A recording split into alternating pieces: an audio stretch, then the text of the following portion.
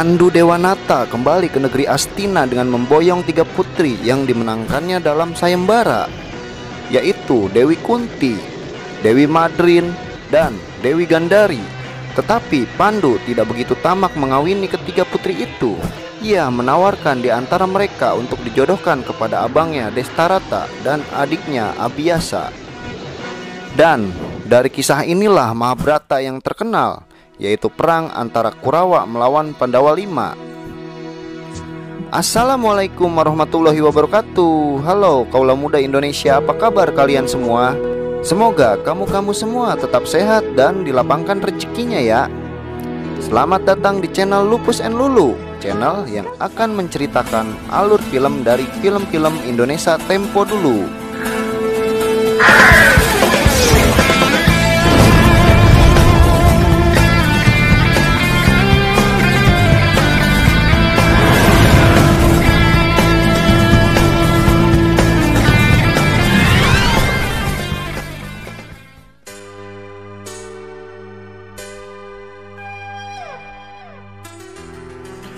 Oke Cing, kali ini Lupus akan menceritakan film keren yang rilis di tahun 1983.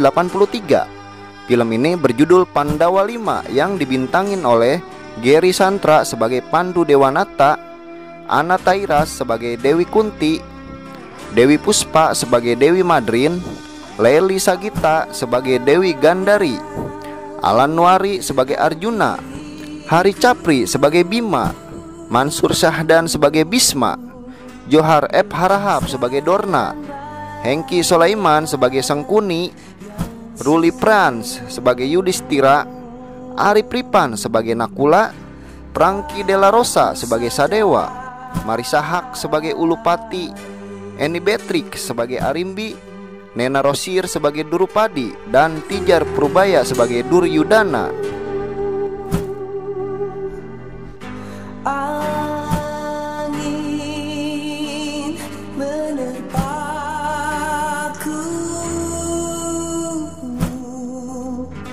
Dapat dirasa takkan tergapai. Di kerajaan Astina, Pandu telah memboyong 3 putri yang dimenangkan dari sayembara untuk disunting, yaitu Dewi Kunti, Dewi Madrin, dan Dewi Gandari. Tetapi dia menyuruh abangnya yang buta, Destarata, dan adiknya Abiyasa untuk memilih terlebih dahulu. Abiyasa, adiknya Pandu, belum siap untuk menikah karena dia lebih memilih mengabdi kepada rakyat dan negara. Bisma, sang ayah, kemudian mengambil kebijakan. Walau Destarata tidak bisa melihat, dia bisa memilih dengan menyentuh dan meraba. 2 putri yang tidak terpilih akan menjadi permaisuri dari Pandu Dewanata. Dikisahkan Dewi Gandari tidak mau jadi istri Destarata yang buta. Sangkuni bilang, siapapun yang jadi istrinya Destarata, Dewi tetap akan berkuasa di Astina ini. Tetapi aku ingin jadi permaisuri, bukan jadi istri seorang yang buta. Tenang, pemilihan baru besok dilakukan putri. Kita masih banyak waktu untuk buat siasat. Sangkuni dengan ilmunya menghadirkan seekor ikan di tangan yang amis dan bau. Dewi Gandari pun kemudian menempelkan ikan itu di seluruh tubuhnya supaya tubuhnya amis dan bau. Esok tiba waktunya untuk Destarata memilih salah seorang dari 3 dewi itu untuk dijadikan permaisurinya. Dewi Gandari masuk yang membuat orang-orang di ruangan menutup hidung karena bau. Destarata kemudian menghampiri ketiga putri tersebut, yang membuat ketiga putri itu takut dan gelisah terpilih oleh Destarata yang buta. Di dalam angan Destarata mengingat ketika dia menombak ikan di sungai dan mencium bau ikan yang lezat dan nikmat. Dewi Gandari dengan pedenya bakal tidak terpilih karena dia bau ikan dan bau amis. Tetapi Destarata malah memilih Dewi Gandari yang kemudian dijadikan istri olehnya. Singkat cerita, Dewi Gandari pun telah hidup dengan Destarata. Dia pun kesal dan pukul-pukul danau yang terdapat banyak ikan. Sedang Dewi Kunti dan Dewi Madrin hidup penuh gembira dengan Pandu Dewanata, yang membuat Dewi Gandari berucap, bila dia mempunyai anak sebanyak kura-kura di hadapannya, alangkah bahagia hidupnya. yang kemudian ucapannya pun terkabulkan oleh Sang Maha Kuasa. Destarata merasa aneh dengan kehamilan Dewi Gandari yang tidak pernah dia sentuh.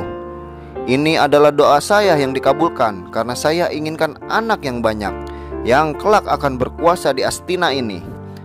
Jika niat buruk yang terkandung, pasti buruk pula isi kandunganmu itu, Dewi Gandari. Di suatu kisah, Pandu Dewanata pergi ke hutan bersama dua istrinya untuk berburu. Pandu pun melihat 2 ekor kijang yang kemudian jadi target busur panahnya. Busur panahnya pun menghujam kedua kijang itu dan langsung merobohkannya. Ternyata kijang itu merupakan jelmaan dari petapa yang cari ketenangan dengan istrinya. Hai Raja Negeri Astina, di mana rasa kemanusiaanmu? Jika kau Las Asi tidak akan tega membunuh binatang yang lagi mengeluarkan birahi dengan pasangannya. Wahai Raja Astina, engkau tidak akan bisa melepas birahi dengan istrimu. Kalau itu kau lakukan, ajal akan menjemputmu. Pandu Dewanata dan kedua istrinya tidak pulang ke istana karena kejadian itu yang membuat Bisma mencari-cari. Hidupku sudah tidak ada artinya lagi, Wak. Aku sudah tidak bisa memberi keturunan untuk dinasti Astina. Setiap kesulitan apapun di dunia ini pasti ada jalan keluarnya. Minta ampunlah pada Sang Maha Kuasa. Baiklah, Wak, kami akan bertapa dan mengasingkan diri di sebuah candi. Di suatu kisah, Dewi Gandari sedang berjalan di taman di malam hari. Dewi Gandari pun terpleset dan keluar gumpalan darah yang besar dari kemaluannya, yang kemudian sang Dewi teriak. Dia pun tendang gumpalan itu menjadi beberapa gumpalan kecil. Dewi Gandari pun memohon kepada Yang Kuasa kenapa hal nista ini terjadi kepadanya. Hai Gandari, tutuplah semua darah itu dari daun talas. Gandari pun kemudian tutup gumpalan-gumpalan darah itu dengan daun talas. Pas hujan tiba, tiap-tiap gumpalan berubah jadi anak laki-laki. Hai anak-anakku, kalian adalah keturunan rajaku, nenek moyang kita yang gagah dan perkasa, adalah pendiri dari negeri Astina ini. Maka kalian kunamakan Kurawa. Dewi Gandari menunjuk anak yang paling besar sebagai kakak sekaligus pemimpin anak-anak yang lain, dan Dewi Gandari menamai ia Duryudana. Seketika anak-anak Gandari pun mengacak-ngacak istana dan membuat ribut. Destarata menyebut mereka anak-anak dedemit. Mereka adalah anak-anak kita, bukan anak-anak dedemit. Merekalah yang akan menjadi benteng dan berkuasa di Astina ini nanti.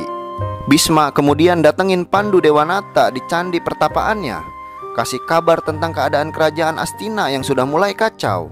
Dewi Kunti dan Dewi Madrin mau meminta keturunan kepada Sang Kuasa seperti halnya yang dilakukan Dewi Gandari. Dewi Kunti kemudian mengeluarkan sesuatu benda ajaib dan berdoa untuk meminta keturunan. Langit pun berubah menjadi gelap. Batara Dharma kemudian diutus masuk ke kandungan Dewi Kunti menjadi Yudhistira. Batara Bayu diutus menjadi Bima. Batara Indra diutus menjadi Arjuna.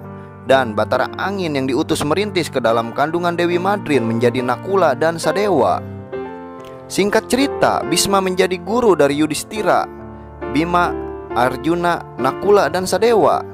Ilmu perang dan ketatanegaraan yang aku ajarkan tak akan ada artinya sama sekali bila tidak digunakan untuk kepentingan umat manusia. Apabila dijadikan alat untuk hawa nafsu dan angkara murka, akan menjadi bencana. Sejarah mencatat banyak kerajaan masa lalu yang besar dan makmur hancur lebur karena pemimpin yang serakah. Di saat Dewi Kunti dan Dewi Madrin mandi di air terjun, Pandu Dewanata melihat kecantikan Dewi Kunti yang mempesona, membuat dia lupa dan menuju sungai itu. Di saat mereka bercinta, Pandu Dewanata pun tersambar petir karena kutukan petapa yang dia panah waktu itu. Pandu Dewanata pun akhirnya dikremasi disaksikan 5 anaknya. Dewi Kunti yang tidak tahan dengan keadaan membuat dia berlari dan melebur masuk ke dalam api kremasi Pandu Dewanata. Bisma kemudian menamakan anak-anak dari Pandu Dewanata sebagai Pandawa 5. Di istana Astina, Kurawa kerjaannya sabung ayam, bikin kacau, rakus dan tak tahu aturan. Destarata yang buta mendengar kekacauan di istana mengeluarkan ilmu untuk menjatuhkan anak-anak itu.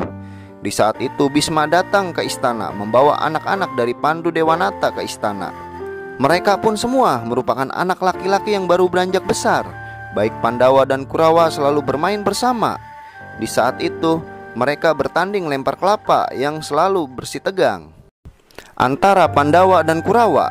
Tiba-tiba buah kelapa itu terlempar ke dalam sebuah sumur, dan satu dari mereka tidak ada yang berani masuk ke sumur itu. Kelapa itu pun keluar kembali, dimasukkan kembali oleh Duryudana dan keluar lagi. Duryudana kemudian ambil batu besar dan dia masukkan batu itu ke dalam sumur.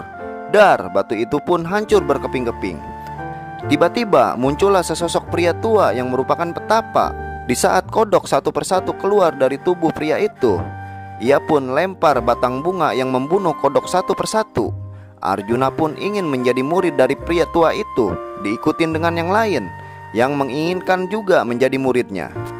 Bhisma memanggil pria tersebut yang bernama Dorna. Kemudian Bhisma memperkerjakan Dorna menjadi guru dari cucu-cucunya, yaitu Kurawa dan Pandawa, dengan syarat ilmu yang diajarkan tidak boleh diajarkan ke orang lain. Singkat cerita, Dorna pun mengajarkan ilmu bela diri kepada Kurawa dan Pandawa. Mereka pun semua antusias dalam berlatih. Setelah bertahun-tahun berlatih, Arjuna menjadi murid kesayangan dari Dorna. Di suatu waktu, Pandawa menghadap Dewi Madrin untuk izin nanti malam akan ada ujian perang-perangan bersama Kurawa atas inisiatif gurunya yaitu Dorna. Kurawa dan Pandawa atas perintah Dorna serang kerajaan Pancala. Kurawa berhasil taklukkan semua pasukan kerajaan itu, sedang Pandawa ditugaskan untuk culik sang raja. Bukan tanpa rintangan, dengan sistem keamanan yang super ketat, Pandawa berhasil bawa sang raja Pancala ke hadapan Dorna. Ternyata Dorna punya dendam pribadi dengan sang raja Pancala ini, yang memanfaatkan Kurawa dan Pandawa untuk balas dendam. Di saat Dorna mau bunuh sang raja, ditahan oleh Bima. Membunuh tawanan yang tidak berdaya bukan sifat kesatria, paman. Kamu beruntung, Sucitra. Berlututlah kepadaku, serahkanlah sebagian negaramu kepadaku, dan setiap tahun bayar upeti kepadaku. Raja Pancala itu pun ditawan. Kurawa pun mabuk-mabukan. Di saat semua tertidur, Raja Pancala itu dibebaskan oleh Pandawa. Dorna kemudian melihat tawanannya hilang dan Pandawa pura-pura tertidur. Di lain kisah, Sengkuni, Dewi Gandari, dan Kurawa undang Dorna ke ruangannya. Kita akan jadi negara lemah kalau dipimpin oleh para Pandawa, kata Sengkuni. Kurawa yang akan memimpin, Astina pasti akan kuat. Gimana menurut Paman Dorna? Ujar Dewi Gandari. Itu terserah kalian. Saya tidak ikut campur urusan keluarga Astina. Apa kalau Pandawa berkuasa, Paman Dorna akan ikut mereka? Waktu kemarin aja mereka sudah berkhianat sama Paman, ucap Kurawa. Putraku kelak butuh pendamping. Kalau sudah berkuasa, untuk itulah Paman saya undang. Siapa pasukan yang akan terkuat, dialah yang akan berhak berkuasa di Astina. Tolong atur ya Paman Dorna. Iya. Keesokan hari digelar pertandingan ketangkasan dan kehebatan antara Kurawa melawan Pandawa yang disaksikan oleh Bhisma dan Destarata. Duryudana naik kuda sambil memanah, tetapi banyak target yang melesat sasarannya. Arjuna pun sama naik kuda. Akhirnya semua buah kelapa dapat dihunus. Pas Bhisma mau umumin pemenang, Dorna menyela, masih ada lagi satu peserta tuan. Dia adalah Karna. Arjuna protes, dia cuma anak seorang kusir kuda. Kurawa pun membela. Akhirnya Destarata izinkan Karna untuk bertanding melihat pengabdian orang tuanya kepada Astina. Karna pun naik kuda dan menghunus semua buah kelapa sampai terbelah dengan busurnya. Ternyata Karna ini adalah anak dari Dewi Madrin, yang merupakan anak dari titisan sang dewa yang dihanyutkan oleh si Dewi Madrin ke sungai karena perintah sang dewa untuk menjaga kehormatan Dewi Madrin yang belum bersuami. Telah tiba saatnya kerajaan Astina mempunyai raja baru sepeninggal Pandu Dewanata. Bhisma kemudian menyerahkan ketahtaan Astina ke tangan Yudhistira, anak Pandu Dewanata yang tertua. Kurawa pun tak puas dan mereka semua keluar ruangan. Sudah menjadi kewajiban untuk raja yang baru menyepi selama 40 hari untuk belajar kebijaksanaan dari dewa, ucap Sengkuni. Oke paman, itu merupakan sebuah usul yang membangun. Saya pun bersedia, ketus Yudhistira. Di sebuah ruangan, Sengkuni berucap ke Kurawa, Yudhistira dan adik-adiknya sedang menyepi. Kalian atur dan kerjakan seperti yang telah kita rencanakan. Tapi ingat, rahasia ini jangan sampai orang lain tahu." Para Kurawa pun berangkat ke hutan. Di saat Pandawa sedang bertapa di sebuah rumah, datang beberapa orang kelana yang kemudian disuruh masuk oleh Bima untuk beristirahat dan makan di rumah itu. Para Pandawa pun akhirnya pergi dari rumah itu. Di saat itu, para Kurawa membakar rumah tersebut yang di dalamnya terdapat orang-orang kelana tadi. Akhirnya di istana Astina pun terjadi kegemparan akibat kejadian kebakaran rumah itu. Karena waktu itu tidak ada otopsi dan cek DNA, Sengkuni bilang 5 sosok mayat yang ditemukan di rumah itu adalah para Pandawa yang termasuk di dalamnya Yudhistira. Hidup dan mati adalah takdir. Urusan Astina adalah yang masih hidup. Singgasana yang kosong harus segera diisi, ucap Dewi Gandari. Air mata belum juga kering, apa harus buru-buru cari pengganti raja baru, kata Bisma.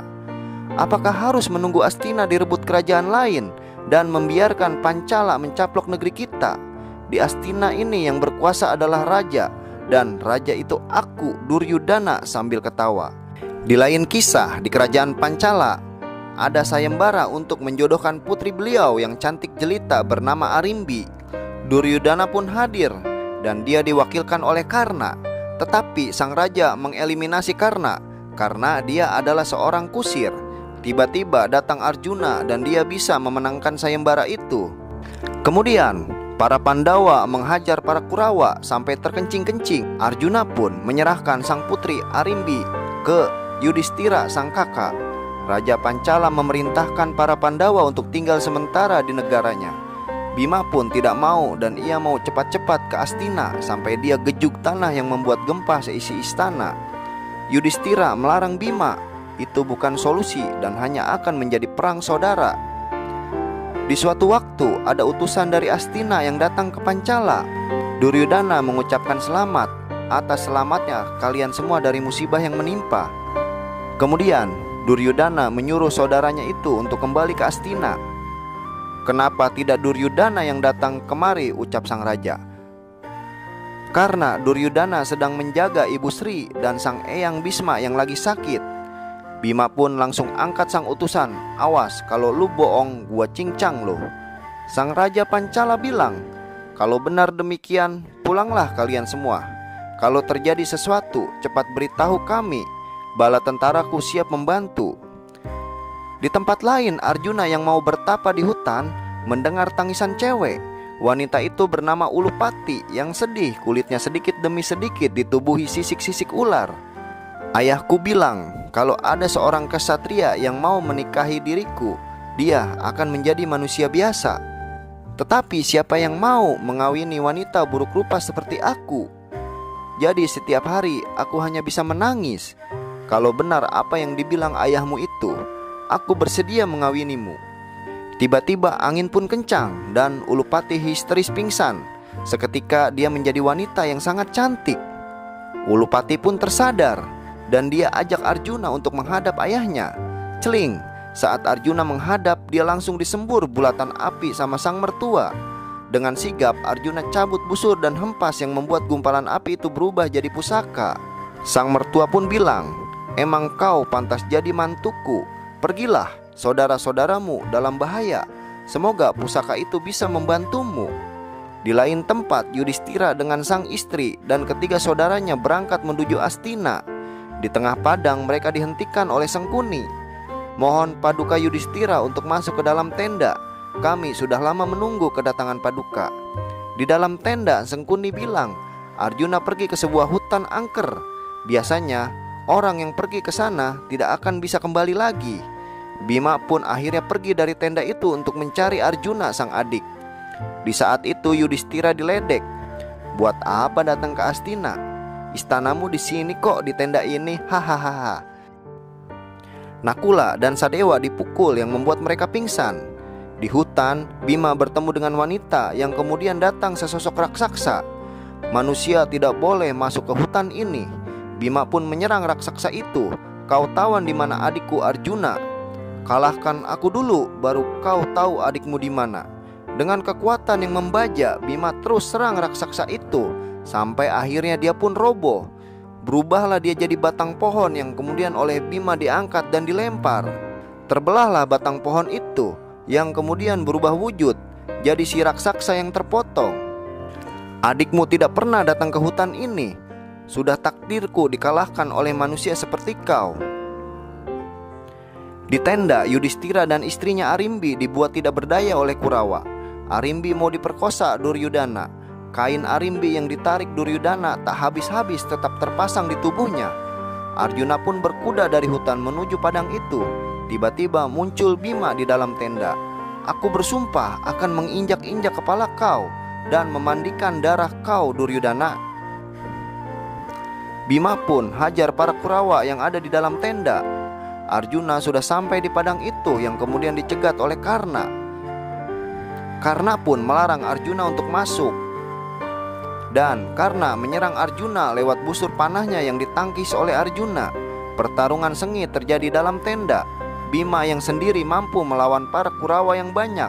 Di saat itu Duryudana dan Sengkuni dan beberapa Kurawa kabur. Bima keluar tenda melihat mereka kabur, yang kemudian Bima melompat tiba di hadapan Duryudana. Bima pun hadapin mereka semua tanpa gentar, walau dikeroyok tetap nyerang duluan. Karena akhirnya keluarin pusaka pisau yang sekali cabut dari sarungnya, musuh akan terhunus pisau itu.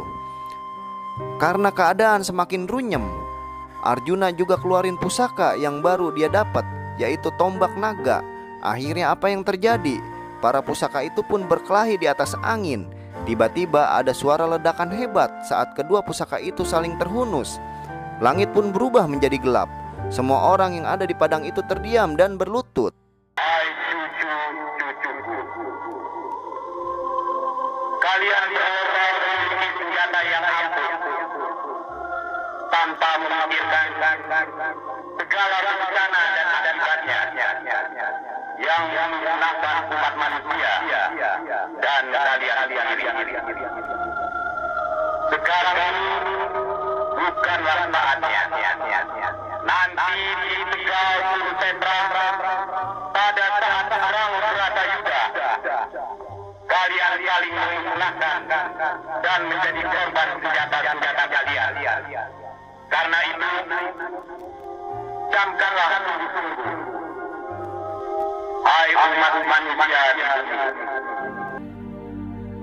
Film ini pun selesai. Sungguh film yang keren dan luar biasa.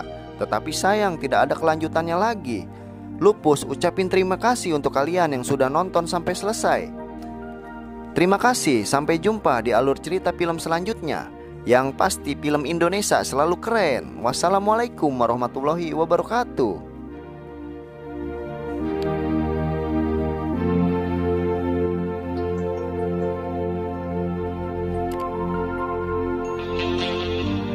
Tolong sampaikan kepadanya